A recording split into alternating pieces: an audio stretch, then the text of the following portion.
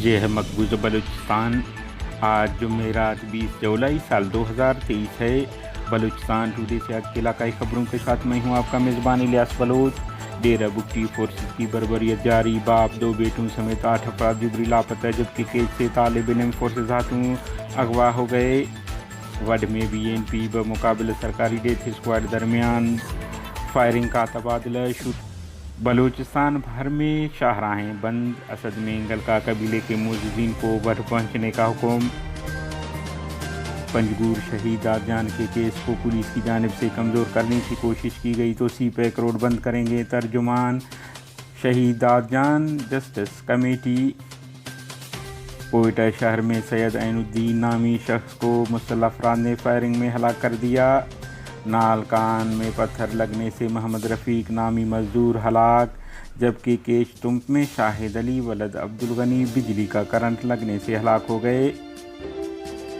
ضلع ڈیرہ بگٹی میں پاکستانی فوج کی گزشتہ 10 دنوں سے بربریت کا سلسلہ مسلسل جاری ہے۔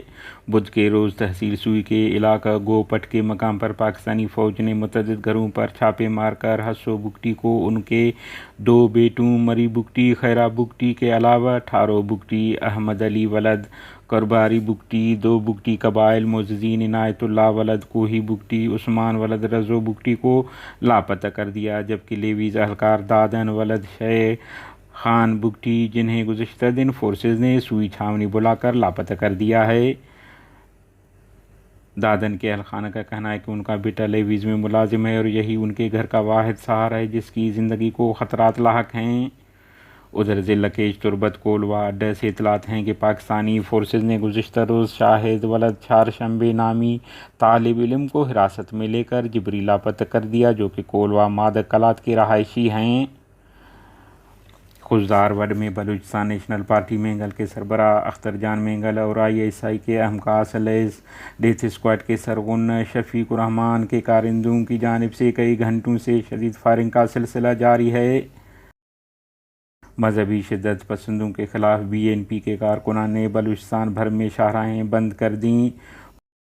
کوئٹہ مغربی بائی پاس، کوئٹہ کراچی شاہراہ کو مستونگ، خضدار، کلات، ہب، بیلب، کوئٹہ سے گوادر جانے والے شاہراہ کو پنجگور اور دیگر مقامات پر بند کر دیا گیا ہے۔ ادھر نوشکی سے اطلاعات ہیں کہ نوشکی میں بھی کوئٹہ سے تفتان جانے والے شاہراہ کو متعدد جگہوں پر BNP کے کارکنان نے بند کر رکھا ہے۔